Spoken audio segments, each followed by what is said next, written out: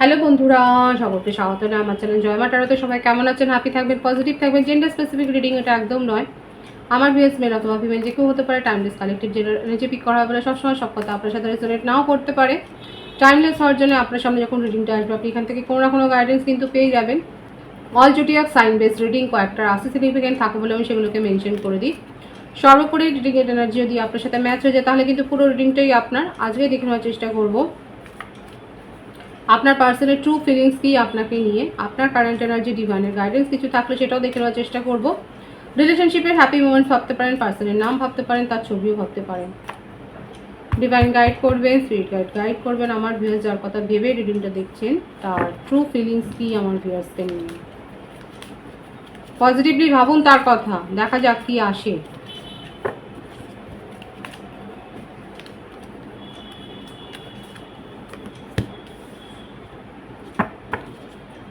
Five of pentacles, divine feminine আপনাকে কিন্তু miss করছে। Divine masculine, gender specific reading নয়, আইসি বার্সা করে নেবেন। যেই থাকুক না কেন সে কিন্তু আপনাকে ভীষণভাবে মিস করছে। দেখুন, জাস্টিস দিতে চায় আপনাকে। উনি খুব ভালো করে জানেন যে এখানে তার ইনভলভমেন্ট সম্পর্কের ক্ষেত্রে যথেষ্ট গড়বড় ছিল, যথেষ্ট দুর্বল ছিল এবং আপনাকে জাস্টিস দিতে চাইছে। টেন অফ সোর্ডস, একটা রিলেশনশিপ থেকে উনি বেরিয়ে এসছেন। থার্ড পার্টি সিচুয়েশন এখানে রয়েছে। যে থার্ড পার্টি তার এনার্জি ড্রেন করেছে, যে তাকে ধোকা দিয়েছে, এমনকি কোর্ট কেসে চলতে পারে তার জীবনে। আমার ভিউয়ার্সের ক্ষেত্রেও কি কোনো কোর্ট কেস চলছে আপনার জীবনে? আপনার জীবনেও কি কোনো ডিভোর্স কেস চলছে যেখানে যথেষ্ট চিটেড ফিল আপনি করেছেন এবং সেখান থেকে কিন্তু বেরিয়ে আসছেন? আপনার পার্সনের ক্ষেত্রেও দেখা যাচ্ছে উনি এই রকম একটা ইমোশনাল অ্যাটাচমেন্ট থেকে বেরিয়ে আসছে যেখানে একটা কোর্ট কেসের সম্মুখীন তাকে কিন্তু হতে হয়েছে। হতে পারে যে তার সম্বন্ধে একটা মিথ্যে কোনো কেসই সাজানো হয়েছে এবং তাকে ফাঁসিয়ে দেওয়া হয়েছে। এখন তিনি নিজের জীবনে অপশান খুঁজছেন। এখন একটা ভালো কিছু উনি কিন্তু সার্চ করছে, দেখা যাচ্ছে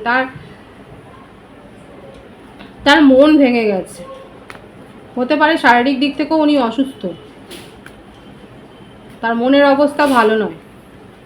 বৃষভ, কন্যা, মকর, তুলা রাশি, মিথুন রাশি, কুম্ভ রাশি, কর্কট, বৃশ্চিক, মীন, এই রাশিগুলো দেখা যাচ্ছে। Princess of swords, ten of swords, ten of wands,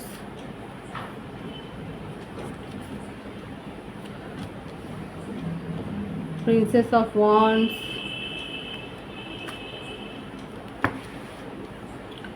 ten of cups. Triple ওয়ানের ভাইবস আছে,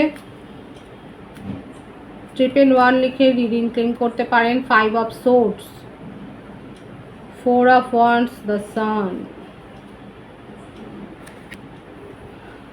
আপনারা যদি ম্যারিড কাপল হন তাহলে দেখা যাচ্ছে আপনাদের বিয়েটা ভাঙতে ভাঙতে হয়তো ঠিক হবে, ঠিক হওয়ার রাস্তায় একটা যাবে।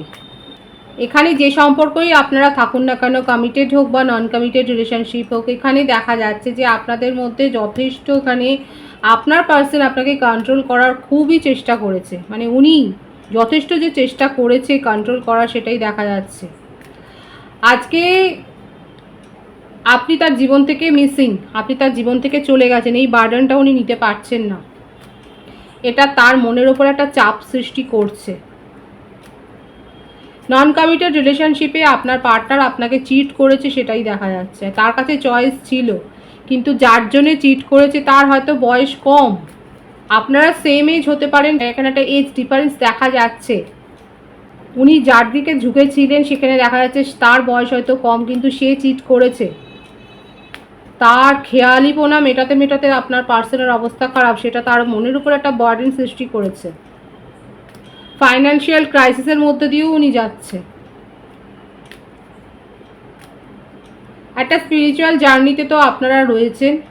আপনার পার্সন নিজের জীবনে অপশানগুলোকে এনজয় করেছে, দেখাই যাচ্ছে যে উনি কিন্তু নিজের জীবনে যে প্রস্তাব আসুক না কেন সেগুলোকে কিন্তু উনি সুযোগ দিয়েছেন। এমন নয় যে তাদের মুখের ওপর দরজা বন্ধ করে দিয়েছেন, না, ওনার কাছে যদি কোনো ইমোশনাল প্রপোজাল এসছে তো সেখানে উনি সুযোগ দিয়েছেন। কিছুটা নিজের থেকে এসছে, কিছুটা উনি নিজে এগিয়ে গেছেন, কিন্তু আপনার সাথে কমপ্লিশনটা উনি ফিল করেন, সেটা অন্য কোথাও উনি ফিল করেন না। উনি চেষ্টা করেছেন আপনাকে কন্ট্রোল করার, কিন্তু আপনি তার কন্ট্রোলের মধ্যে নেই। ম্যারেড কাপলদের ক্ষেত্রে দেখা যাচ্ছে এখানে চাইল্ড কাস্টাডি নিয়েও হয়তো আপনাদের মধ্যে একটা সমস্যা তৈরি হয়েছে। এখানে চাইল্ড কাস্টাডির একটা ব্যাপার দেখা যাচ্ছে ম্যারেড কাপলদের ক্ষেত্রে, যাদের একটা কেস চলছে, একটা কোর্ট কেস যাদের চলছে, সেক্ষেত্রে দেখা যাচ্ছে যে এরকম একটা সমস্যার মুখোমুখি হয়েছে, এই ধরনের একটা বিবাদের সম্মুখীন হয়েছে, যেটা আপনাদের উপর একটা স্ট্রেস তৈরি করছে।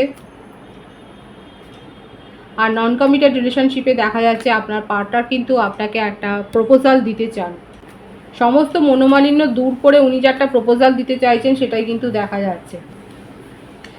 উনি খুব আত্মগরিমায় ভোগেন, উনি এটাই ভাবেন যে সবাইকে ডিফিট করব। ওনার মুখের কথা হয়তো মানে সবাইকে খুব ছোট করে দেখে, ভীষণভাবে কন্ট্রোল করার একটা কন্ট্রোলিং নেচার আছে আপনার পার্টনারের। সবাইকে মানে নিজের মতো করে ভাবে, এবং সিচুয়েশন বিগড়ে গেলে আবার নিজেই ভিকটিম প্লেয়ার হয়ে যান। তখন ওনার মনে হয় সব সিচুয়েশন ওনার হাতের বাইরে চলে গেল, অথচ দেখা যাচ্ছে সিচুয়েশন বিগড়াতেও উনি ওস্তাদ।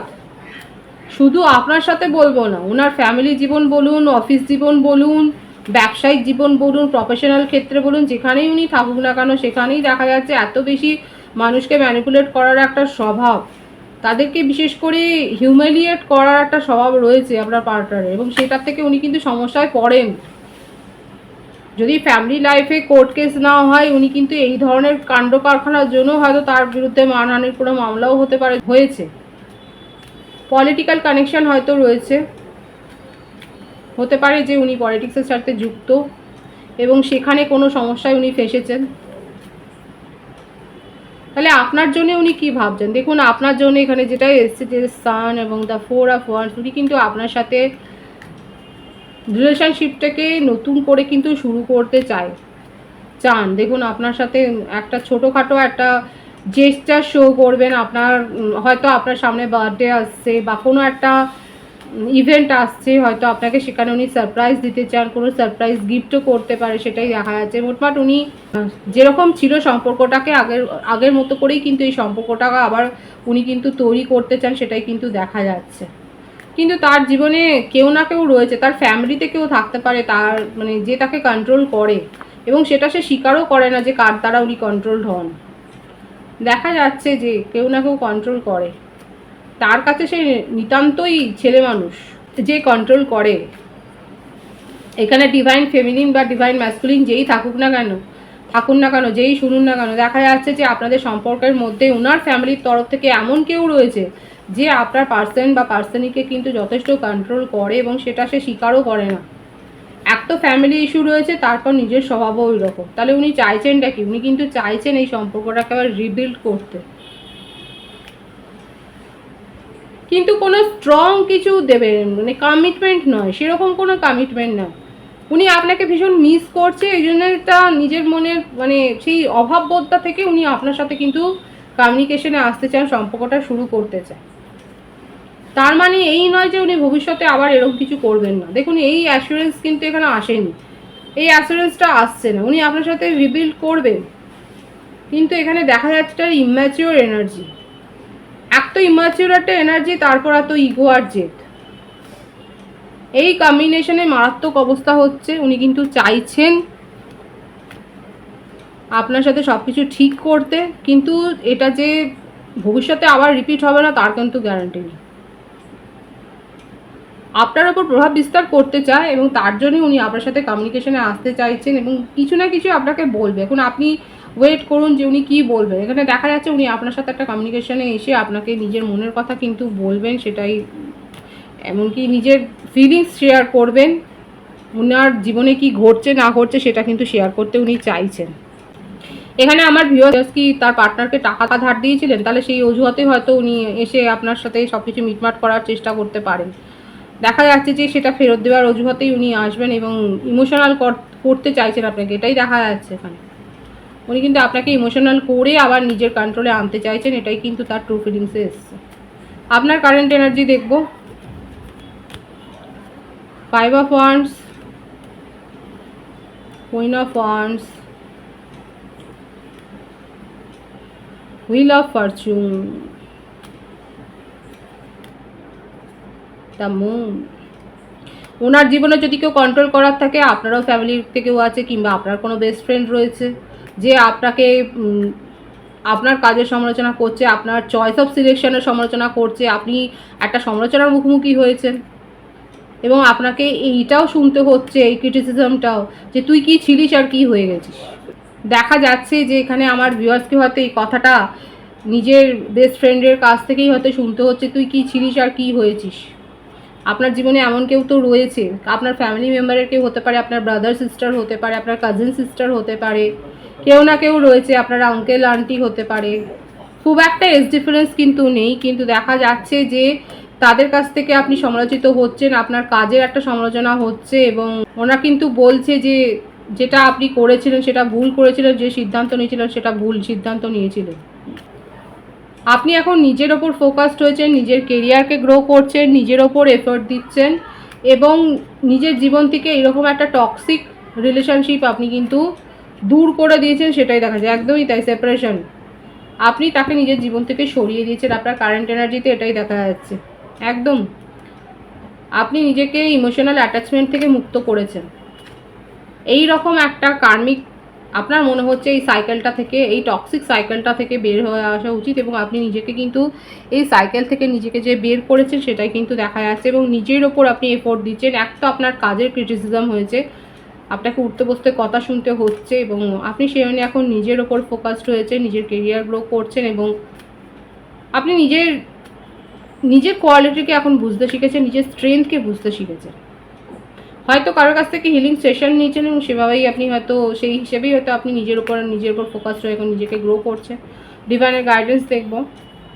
অনেক সময় মৌন হতে হয় এবং অনেক সময় নিজের মধ্যে সেলফ অ্যানালিসিস করতে হয়, সেলফ অ্যানালিসিস করেই গ্রো করতে হয়।